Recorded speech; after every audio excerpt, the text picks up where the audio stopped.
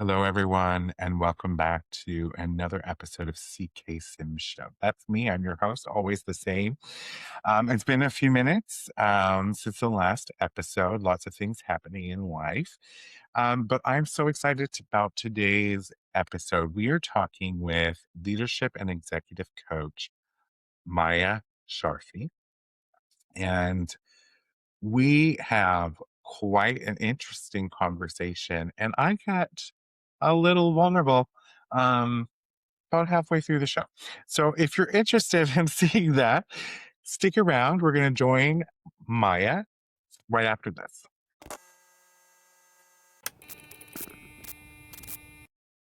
A little show of happy, a little show of shine. Come and hear some stories, maybe leave inspired. Give your mind a break, maybe heal your soul.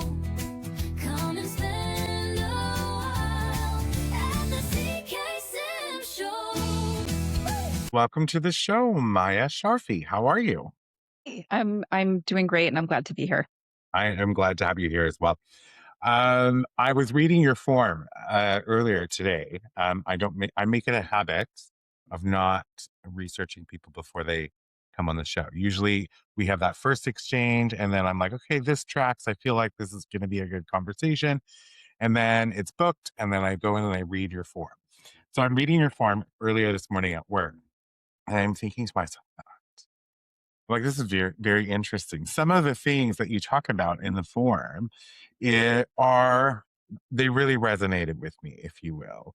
But we can get into that a little bit later, the parts that resonated with me. But I want to sort of tell the world who you are, what you do. But also I want to go back because you talked about early childhood and how that shaped your early adulthood. Can we talk about that for a little while? Yes, I would love to. Yeah, so in short, my name's Maya Sharfi. I'm a career and executive coach, and I specialize in helping women move up in their careers, land the right next role for them, do it in a way that aligns with their strengths, and then also navigate job searching and leadership strength.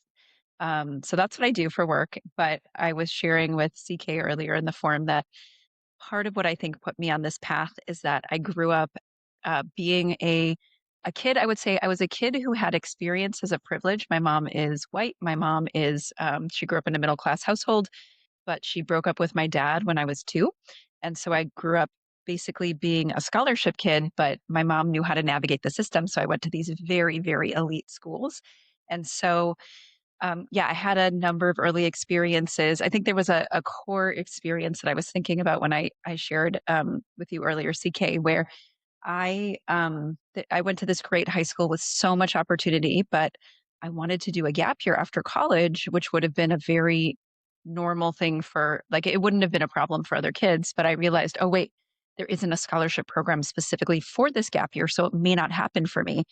And I think it was the first experience in my life. Like I'd had experiences before where I didn't have the right clothes or other things like that, where I realized, oh, I might not have this experience unless I figure it out somehow. And so I started working. I started applying for scholarships. I started basically like I know you talk about this idea of faulty assumptions, and so one of the faulty assumptions I think I walked out of that moment in my life with and parts of my childhood with was if I want the same opportunities, I'm going to have to outthink and outplan everybody else. And later on in life, the check came due for that. But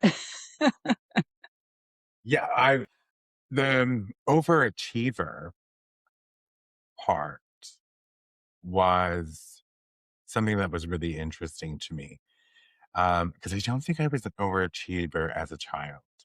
Um, I feel like opposite than that as a child. I don't know. Anyway, we're not here to talk about me today. But so you had mentioned you were sort of poor. You went to these elite schools. You through scholarships, and you learned to define what I loved is that you had said you had a belief that if you finally got there, you would feel safe and would never let down your family. But the piece that I thought was really interesting, that you likened chasing achievements and financial success to feeling enough and safe. Yeah, yeah.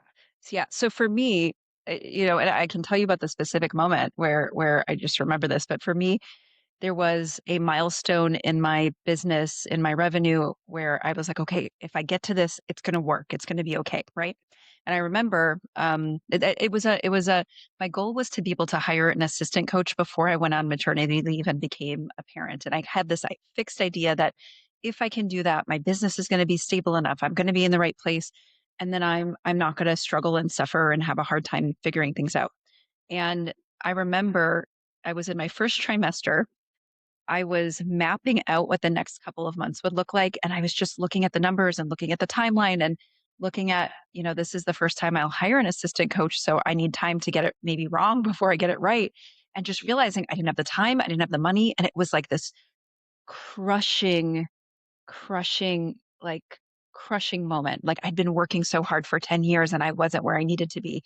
And what I know now, and we could talk about this, is that if it wasn't that number in that situation, my brain would have replaced it with some other place I needed to arrive at, because I see this happen with my clients, right? For me, it was this amount of money or this milestone of stability.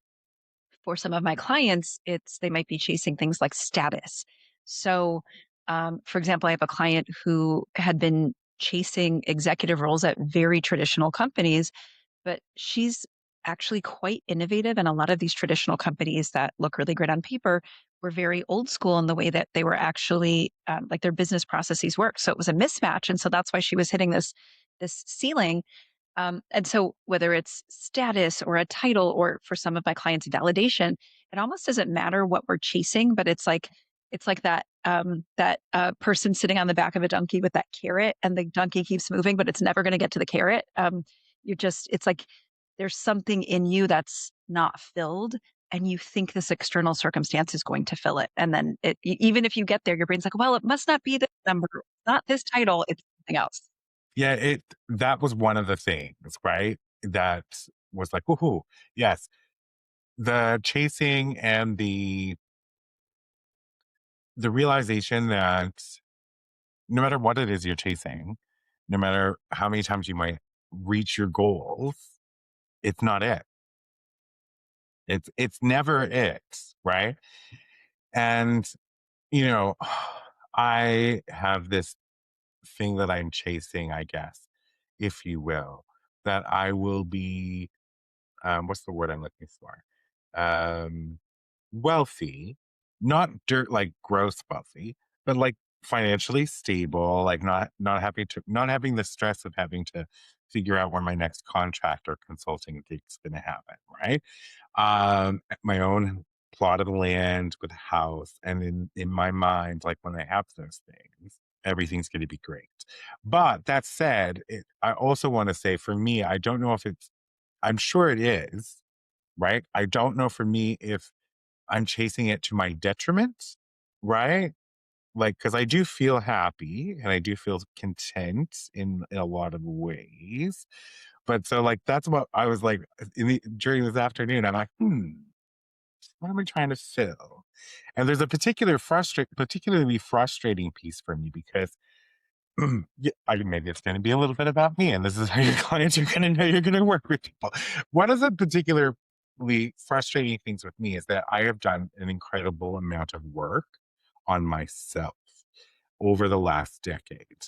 And the reason that I am here and working and leaning into my, uniqueness, right? Because I have this weird uniqueness when it comes to processing information that I fought against for years, but now I apply it to work and everybody's like, that's so impressive. And I'm like, but it's not like it should be 10 minutes, right?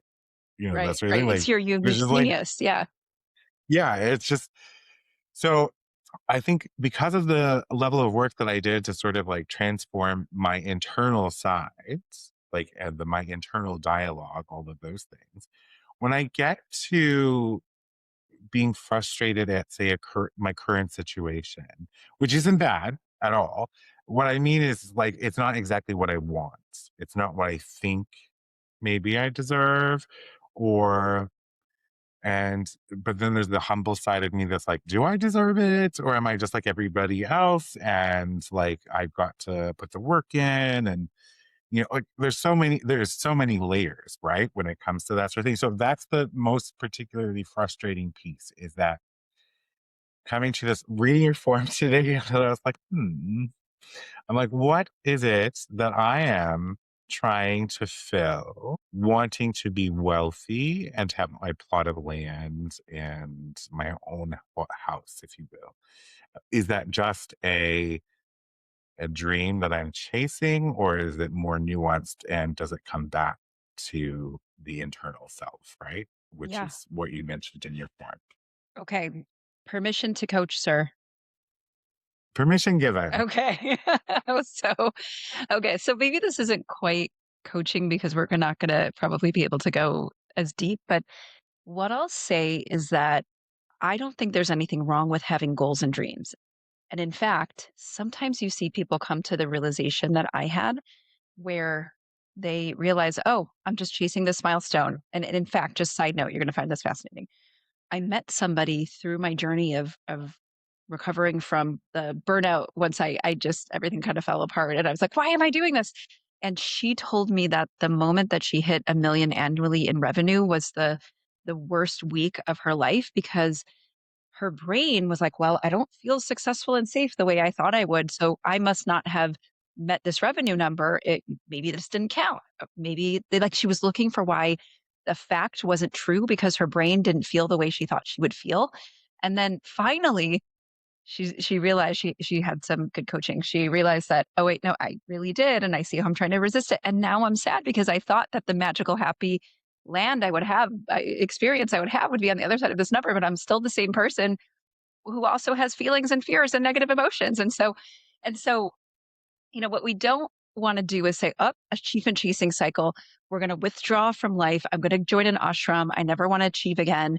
Because I think achieving is actually a way that we can really like there's a reason that desire for that plot of land is in you. And it's not just for stability, because it could also be that you just want a really, I don't know, fat investment account, but your brain produced this idea of this plot of land for some reason. And so I think it's very powerful to have goals, but what you want to do is you don't want to be attached to them that your happiness comes from them because contentment, stability, the feeling of safety, it comes from your thoughts and it's something you generate in your body. There's a physical experience.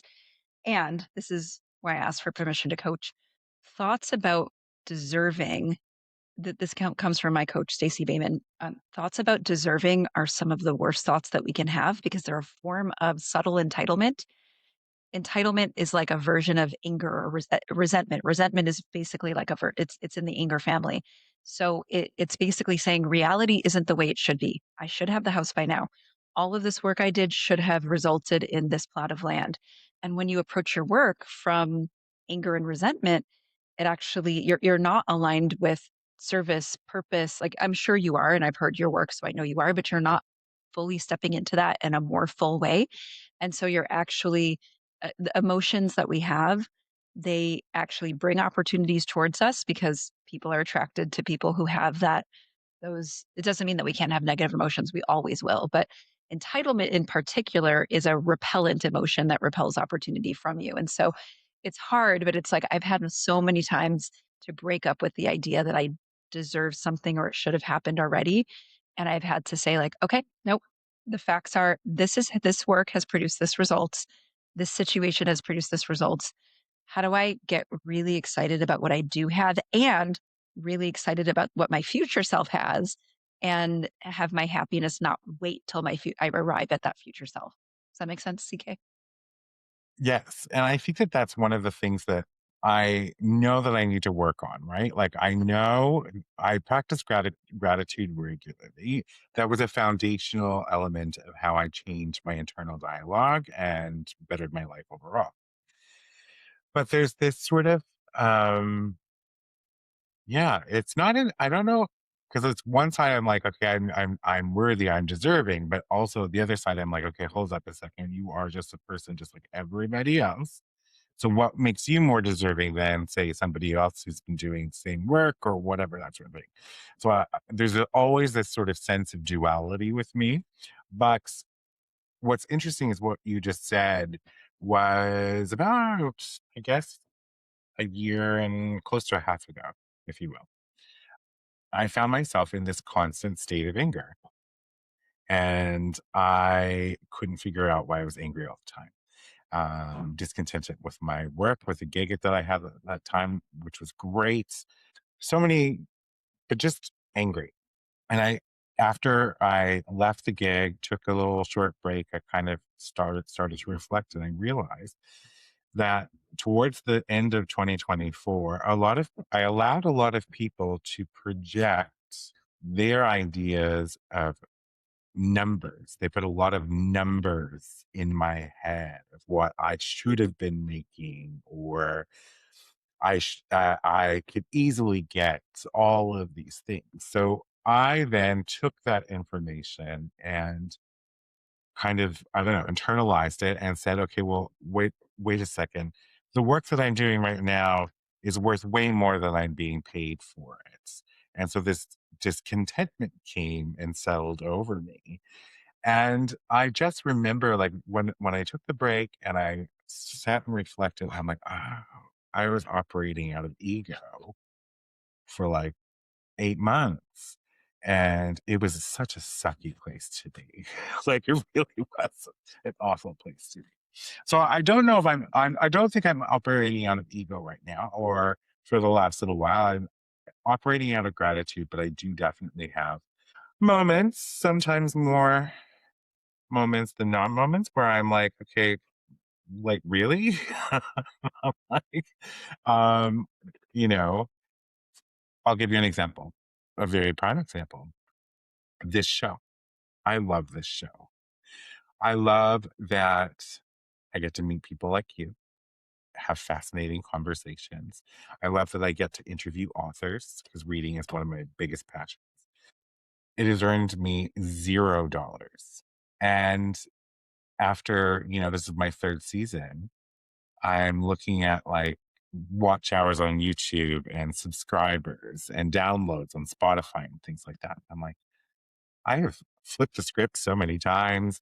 I've done everything that I could possibly imagine to sort of like put myself out there. And in my mind, I think I equated that by season three, I would have had traction.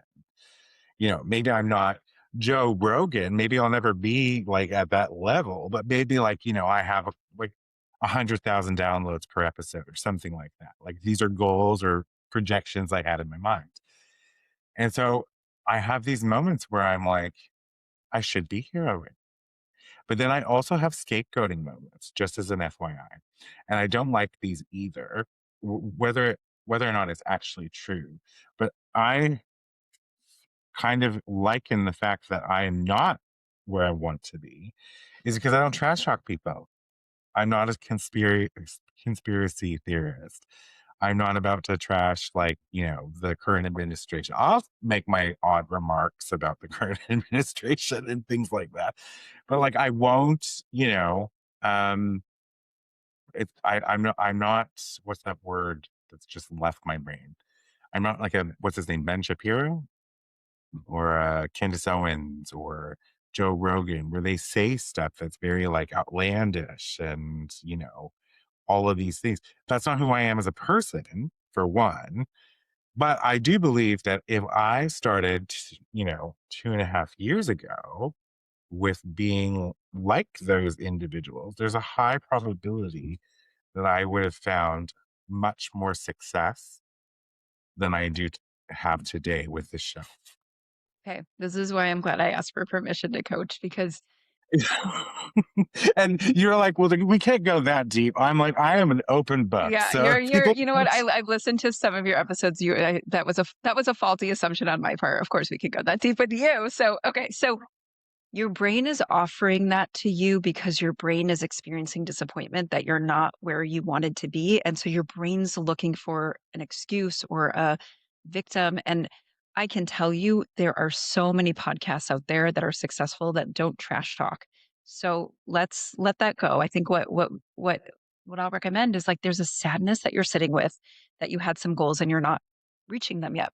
And so you want to allow that sadness, right? And process it and let it be. And then, then we want to go to work thinking differently about what is, because the more I mean, I will tell you this. So my income stagnated for years. When I finally figured out that my safety and security comes from my thoughts and my body, within 2 years, my income shot up by 75%. And so it's because we create these self sabotaging cycles when we're thinking, why am I not there yet? Why am I not there yet? I should be there yet. We're in anger, we're in resentment rather than being in purpose, creativity, and then being like, well, it's going to take how long it takes. And it's going to be an incredible experience, however long it takes. And so I think there's a couple questions for you to ask and I want you to go.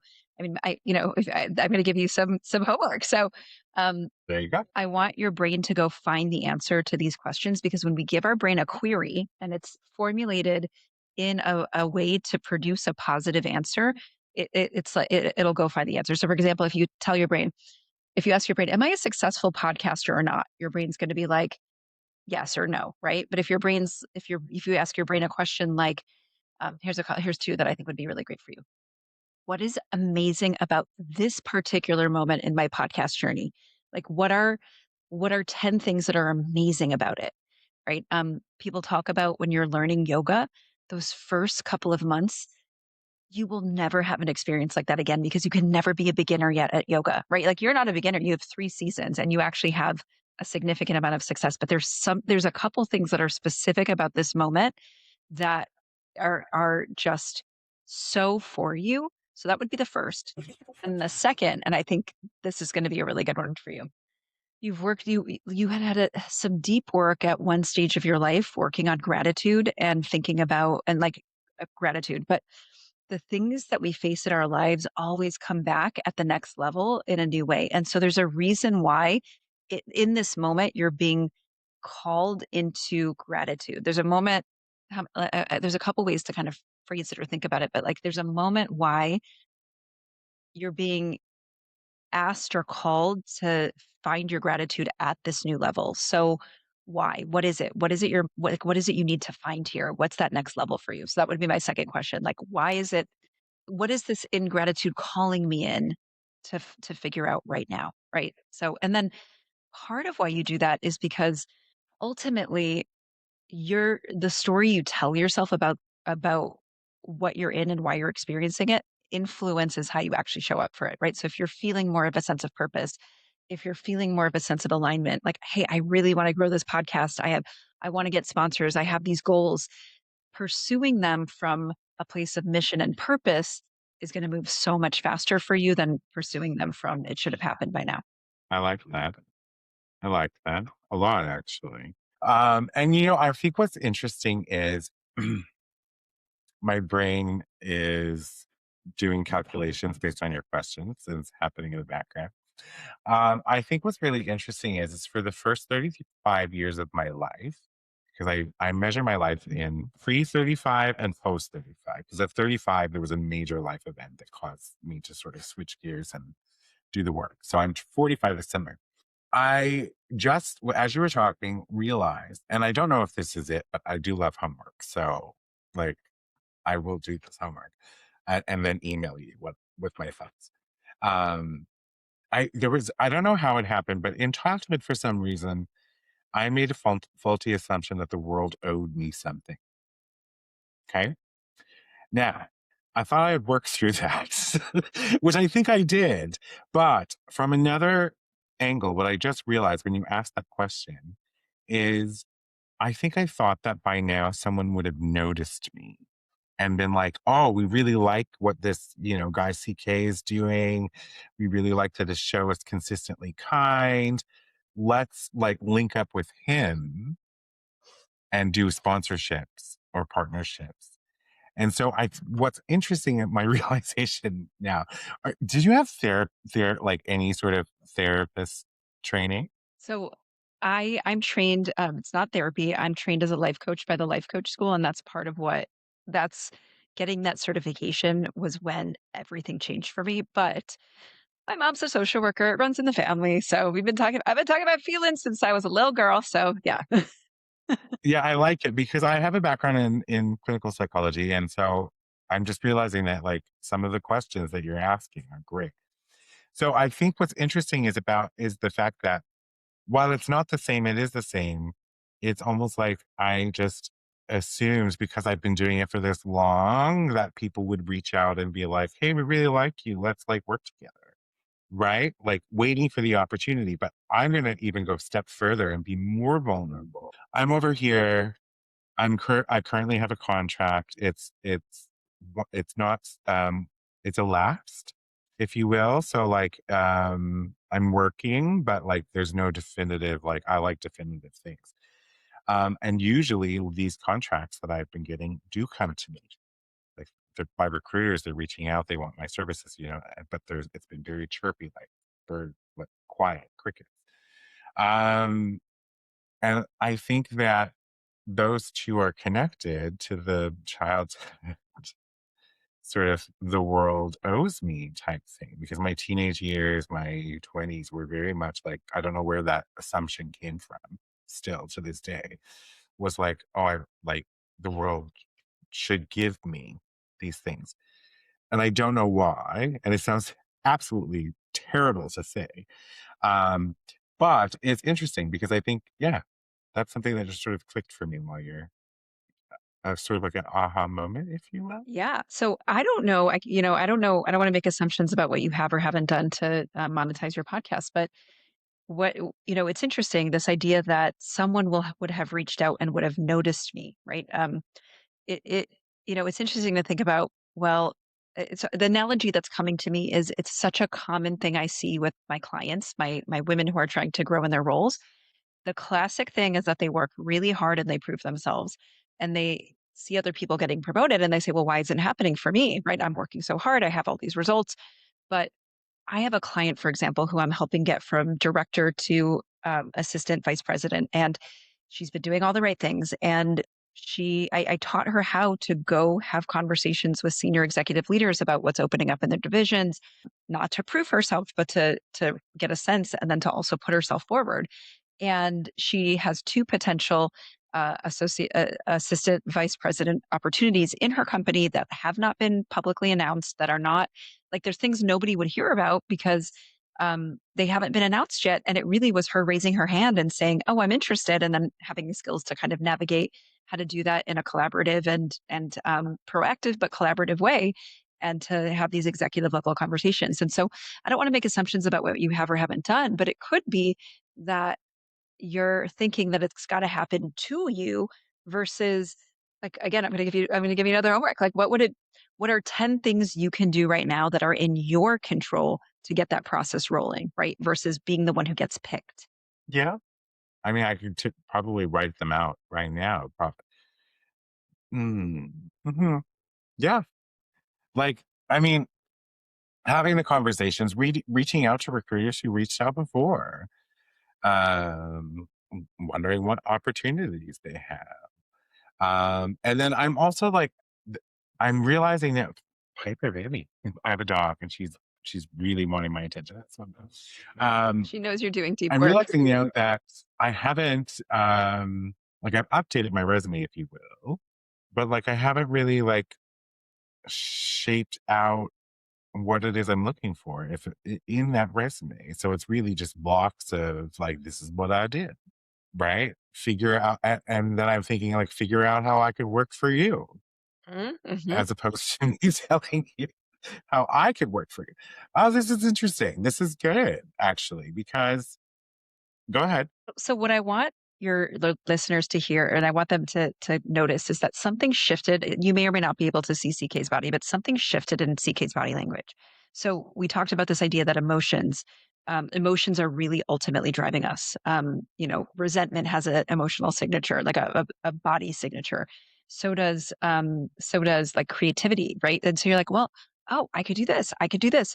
You sat up a little bit straighter, right? Your whole demeanor and your body language changed. Your listeners probably heard a different tone in your voice. And so it's just incredible how quickly it can change. And it really does come down to like the emotion, right? I like to think about emotions as a charge in our body. I'm sure that there's a biochemical, like there's probably different neurotransmitters that are being released. And in just literally 30 seconds, you switched from one energy into into being motivated and driven by a totally different set of things. And all of a sudden your brain's like, oh, I could do this, I could do this, I could do this. And I know, by the way, if you put your brain to that question about monetizing your podcast, the same exact thing would happen. I think I have to look because I think I have thought about like the many ways to monetize my podcast. And I think that I just maybe have been approaching it the wrong way. So I have work to do. I have work to do.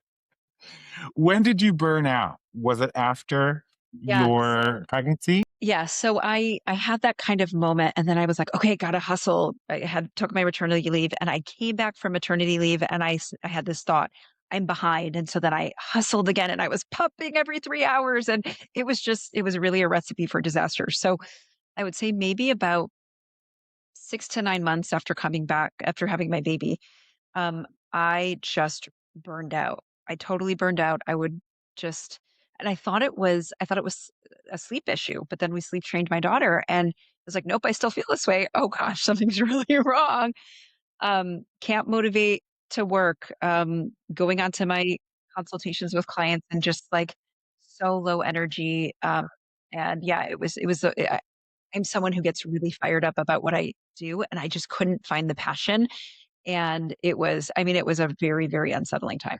I experienced burnout, and it's really yucky. And I would actually, because I've experienced both, indicate that burnout feels very much like a major depressive episode.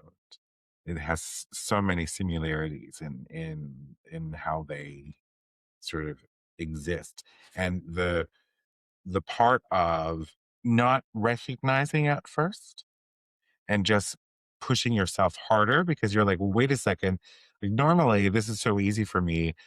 Like, what's going on? And then you like double down and try to achieve the things that you normally would achieve, but you're really just making it worse because you're not taking the rest thing. So, when did you decide to get into coaching specifically? So I had been operating as a career coach for years, but I think I was more of a career strategist, right? I was very, very good at mapping out trajectories, figuring out, ooh, here's how we get in here, right? Like the one of the benefits of that high school experience is I got very creative about how to solve problems. I can always see a way forward. But, and I did do mindset work, like, for me, I've been a professional feminist my whole life well, I've been a feminist pretty much, growing up with this partner. I think it just is very easy to become one, and then I was always thinking about where do women hold themselves back, and where are we not raising our hand? Where are we, so I was doing a lot of mindset work looking at um how we internalize sexism and then play it out in our career trajectories. But I would say that there was a depth I hadn't gotten to. And so I following the work of Brooke Castillo. I think she just married and changed her last name, but she founded the Life Coach School, and she teaches something called the model. And the idea is that your your your feelings do not come from your circumstances, right? Your neighbor um, I don't know, like dumping their trash on your lawn is not what makes you angry. What makes you angry is your thoughts. It's the thought you're having about your neighbor that creates your emotions. And I knew the theory, but when I got certified, it was like this moment where the stuff that's outside, you just like look at yourself and you think, "Oh my gosh, I finally see how this applies to me and I've been resisting it." Nope, there's not a number that's going to make me feel better. There's not an assistant coach that's going to or some milestone in my work that's going to make this work. It literally is that I am creating this experience in my body through my thoughts and they are generating my emotions. Oh, it's me. Yep.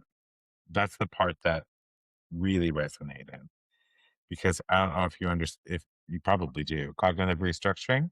Is it the same thing? No, tell me about it. So cognitive restructuring is literally reprogramming your brain. So it's based on what you're talking about.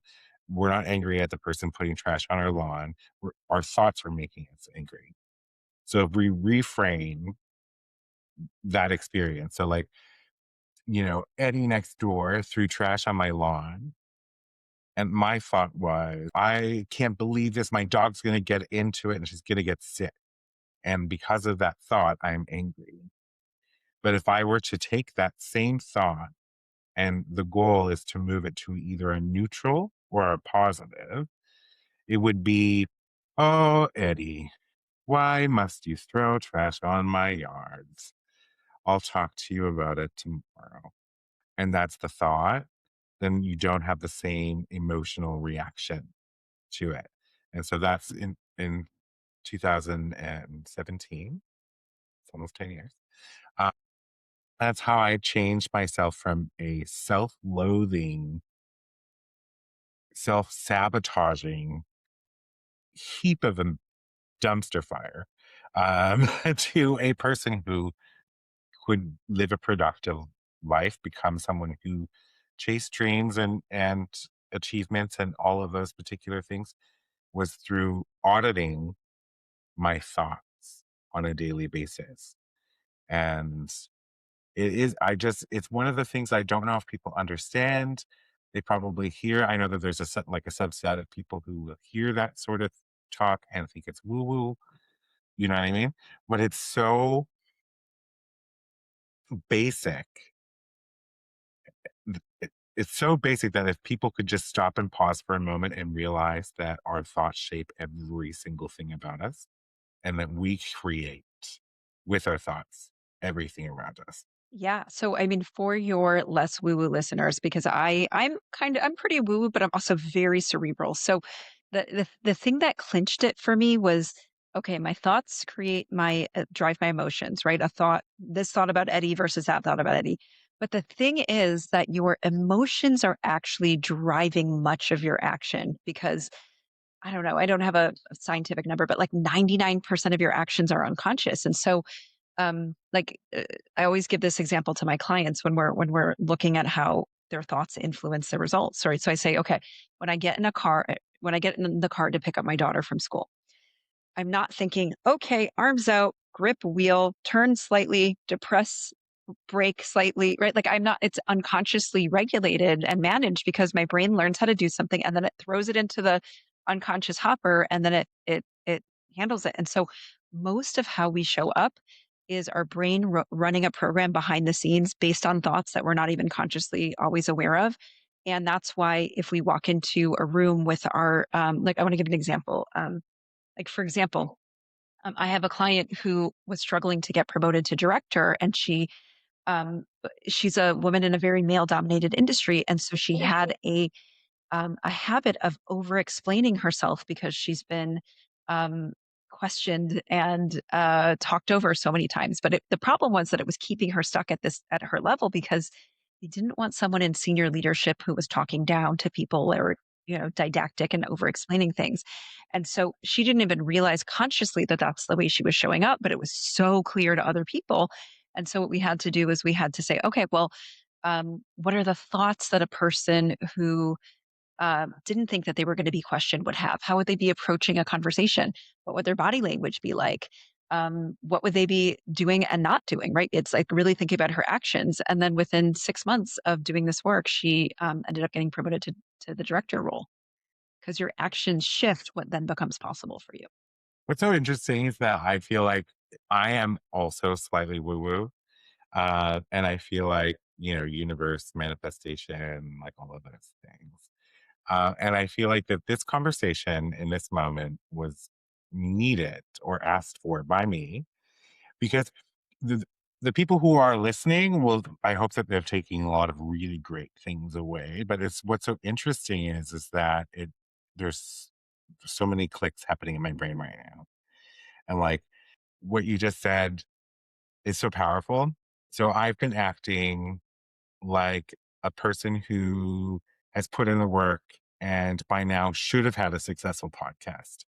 But what does a person act like and think like when they have a successful podcast? Bingo. You got it. You got it. Right. That's the reverse engineering of this model, right? It's like, okay, if I already had it, what would I be feeling? And what's fun, right? What would I be doing, right? Which is going to align with getting that result. But also, you spoke to this a little bit. You get to feel the feelings ahead of time. You don't have the podcast to have that feeling. So you get to have, let's say that takes you, I don't know, a year, right? You get to have a much more enjoyable year already enjoying what that feels like. And then it's probably going to make it happen faster. I like this. I like this a lot. Um, did not even realize that this was what was going to happen on the show. What I love is you said um, your specialty is helping your clients create opportunities that seem magic or unlikely. And I bet that that ties into what we've been talking about, like the model and the shifts and the pivots. Yeah. So I think we've spoken a lot to it, but I so yeah, so I work specifically on getting promoted. I work specifically on job hunt. I work specifically on leadership success. And I mean, I'll give you an example. So just in the past couple weeks, I had um, two or three clients say to me, "Oh my gosh, Maya, just this week something happened and you told me it was going to happen in our consult and I didn't believe you, but the hidden job market is real." So I was in a conversation with somebody and they said, "Oh, by the way, there you would be perfect for this job. We actually haven't publicized it. We haven't put it on LinkedIn. We don't really here's the secret link." um, it happened to another client of mine. She was in a coffee date with someone. Someone said, "Oh, this communications role is going to open up. We should get you in there before, right? I want like, let's get you in there before it's public." And so, I think it's an interesting question. Are these things unlikely or magical? And I think not. I think there's actually a huge amount of opportunity in the world that we're not getting connected to because we're always going through the kind of formal channels, and women are socialized more than men to follow more formal authority structures versus saying like, "Oh, hey, I heard you're opening this new division. Here's why I think I would be great." Right. Um, so I don't think that they're unlikely or magical, but they feel that way to my clients because my clients are often operating in a world where they don't see all of that opportunity that does exist until we get really clear on what is it that you want. Because if you don't know what you want, it's harder to make it happen. And then how do you position yourself for it and how do you get bolder, but also keep it collaborative in building the relationships that lead to those opportunities? Shifting quickly to feminism, right? Because I am a staunch feminist as well. Like, it's ridiculous. Don't know if I was always this way. I think I was, like, since childhood, but it's interesting because I think women are taught from a young age to avoid risk, right? Whereas men, and I point to myself, but like I'm not fully like in the manosphere, if you will. I don't want to use that word either. In like, in like, I don't come off as typical traditional male, right? So I have a lot of sort of beliefs and values that are more woman like than they are male centric. So whereas a man would, exactly what you just said, like I heard you're opening up a new division, I've been doing this over here, like I should stop by. We could talk about I'll buy you a beer or something like that, which feels very like nonchalant with a male. Whereas with myself and with women, I think that we're taught that no, like that wouldn't be appropriate. All of those things, but why? Why is it not appropriate? Yeah, so I think it is appropriate, but I think here's the core difference. The core difference is the emotional tone, right? So, I would be amazing for your division. I'm God's gift to your division, right? Like there's arrogance, right? Let's think about it as an emotion. Arrogance driving it, I think, is unsuccessful, right? And also women in particular, women who demonstrate arrogance get social pushback in ways that men get less of it. I also just think it's less effective. So if we think about so I teach a particular process to having we call them leadership conversations. They're conversations around unearthing potential promotions and then positioning yourself for them. And the way that I teach my clients is that you want to be proactive and collaborative in the same conversation, not some watered down middle, because if you take the average of the two, it's just like weirdly vanilla and blah. But you want to be proactive, right? So, oh, here's some opportunities that I see. I think we could do this. And then you also want to be collaborative. Well, how are you seeing it? What do you think about this? About this is what I'm seeing. What do you think? And that's ultimately a match for the person that most people want in leadership roles, because you want somebody who can take complexity and say, okay, there's a lot going on here. There's a lot of stakeholders. We need a way forward. Here's how we're going to do it based on, the way that I've, kind of pulled together where people are standing, my assessment of the market, et cetera. But you don't want someone who's just going to kind of push forward, not care about what other people are thinking. Like that person's not going to be successful. Right. And so similar to what you and I were talking about being the person who has the result before you get it, the very way you walk into those conversations, you already want to be an energetic match for the person who already has the role. You want to be showing up as that person would be showing up because that helps them see you in that role. Yeah, I like that a lot. And I think that's solid, like sage advice, right? Like it just, oh, I got so much homework. I gotta go write notes when we're done here so I don't forget anything. But luckily I can watch the podcast and literally come back to be reminded. I think it's interesting too that you brought up the hidden job market, because the hidden job market I have never tapped into, but I need to. It is, we know it's there. It has more jobs in it than what's published on, like, say, LinkedIn. Um, and I also had a realization. So this is me being vulnerable. Do you know what alignable is? Alignable? No. So I interviewed a doctor um, in last season, and they sent me a request to join Alignable. So, like, to be polite, I just joined Alignable. And what's so interesting is I think I get in my own way. So I've been receiving email after email after email about these virtual events, like networking events, and I'm like, "Meh." And I'm realizing that here I am, asking the universe to, you know, get me into a great contract long term so I can feel like, all of these different, things that I'm asking the universe for. And then there's things happening that I'm like, no. And so I have to go find those emails and sign up to some virtual networking events. Like, what's the worst thing that could happen?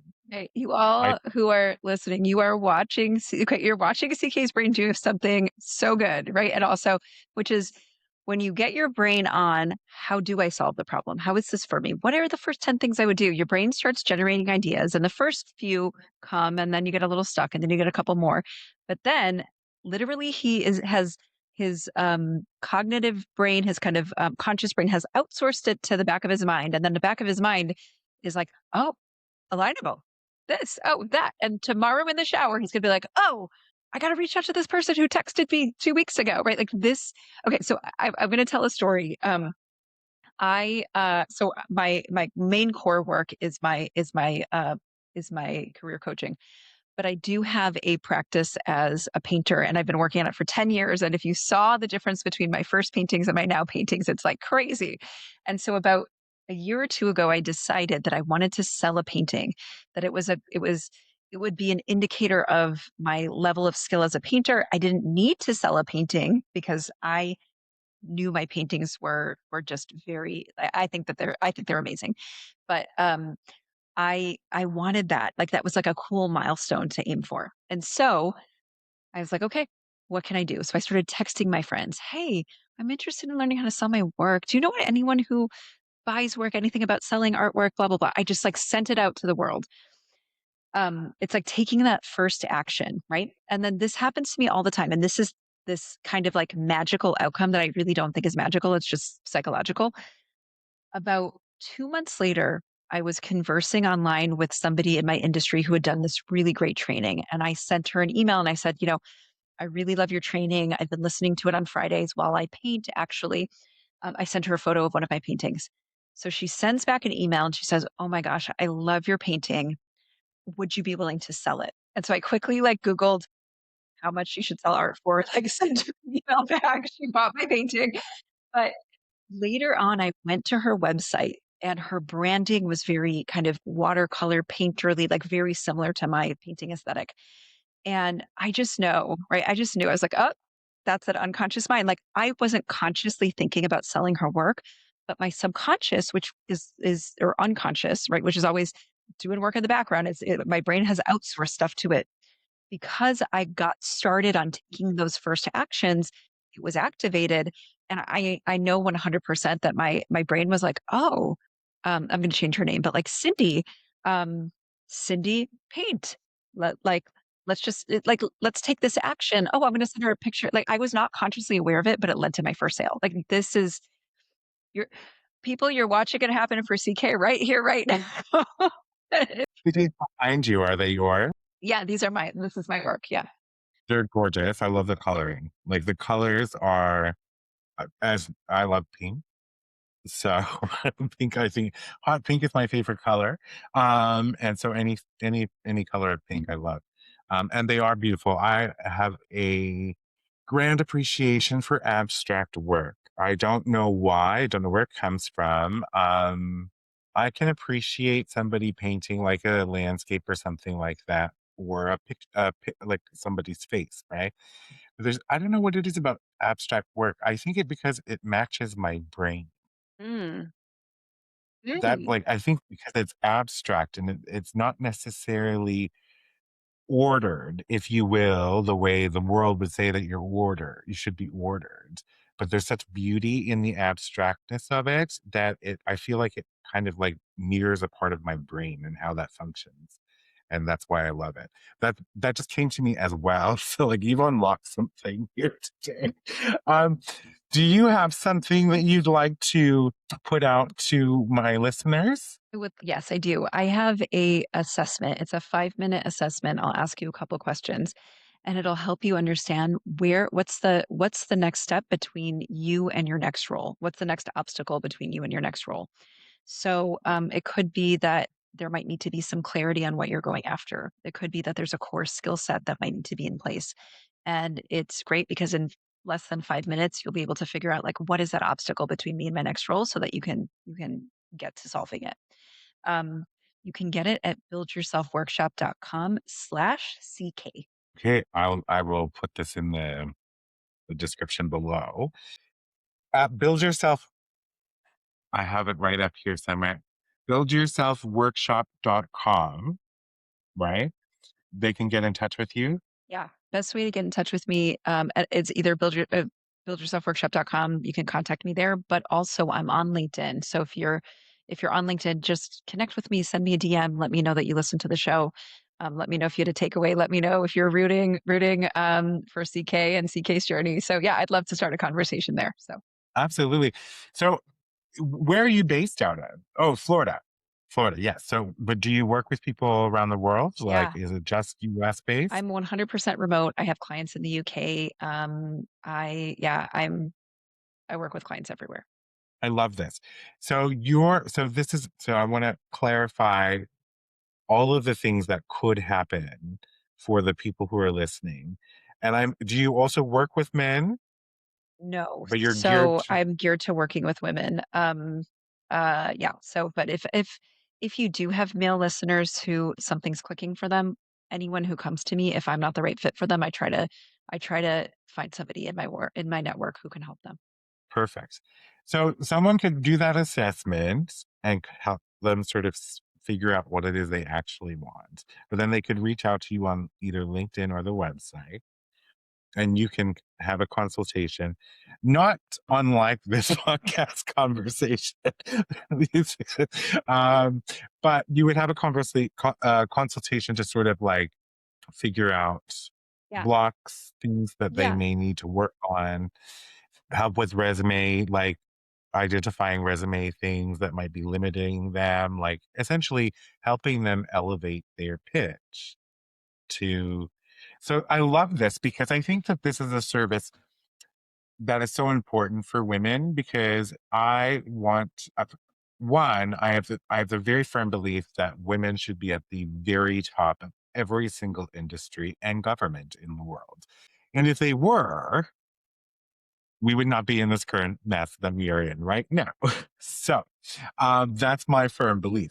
But on top of that, I think that one of the things that I celebrate the most in a workplace, when wherever it is that I end up consulting or doing work, is women who have their voices and use them. And then I celebrate that. But what, on the other hand, I will also befriend casually, like side message and like whatever, to women who are maybe a bit more mousy, but have massive potential and they're just not playing into it. Not strategically to say what you're doing, like, I'm going to show you now that you can lead the world, but I will tell them that you could lead the world. Like, I will like reinforce, like, listen, you could be doing all kinds of wonderful things. Um, but yeah, so the people at home, if you're listening, I will link those places in the description. But I think if you are feeling stuck, and I'm not sure exactly what the job market's like in the US, but I do know that in Canada, it is absolute not great. If you're feeling stuck and you need to figure out what part of you to put forward to get your next role, Maya sounds like a great investment to me. I mean, honestly, I'm trying to not be weird, but at the same time, I'm like, if you watch this episode, you can see what she did with me in under like, and we really only talked about it for 20 minutes, and that 20 minutes like formed so many other things. So I think I'm a good example of how she can help you take on your next adventure and step into your authentic self as well. So thank you so much for being on the show. You are absolutely wonderful to talk with. I have a question for you. When are you going to write a book? That's a great question. I am working on one actually, and I'm not only writing it, I am illustrating it. So when you know what, we're gonna have to have it when it starts to get out there in the world. We're gonna have to have another conversation because it's gonna be epic. It's gonna be so good. Yeah, and I think you're gonna love it. So yes, very soon. Well, it's here, Yeah, right? I better make the cover So nice so it'll look good on your shelf. absolutely, right? But I want to read it, of course. And I'm like just thinking to myself, I'm like, the culmination of all of your sort of life experience, your coaching stories, the parts that you can share, all those things would make such a fascinating read for people that can really elevate their thought process about what they're doing in their day-to-day lives and how they can do better. That's wonderful. All right. Well, remember, it's going to be in the description as well, but it's going to be at buildyourselfworkshop.com/CK. You'll get your assessment there. You can reach out to I want to say Maya, but it's Maya. I'm so sorry. Maya, on that website, but you can also look her up on LinkedIn. I'm looking at her LinkedIn right now. I'm going to click follow so I can stay up to date on what's going on. And same thing, Maya Sharfi. You'll find her. Thank you again for being a guest on the show. I really appreciate this conversation. And I will send you an email to let you know how things are going in the future. Good. Can't wait to get it. All right. Everyone at home, until next time, get out there and live your wildest dreams.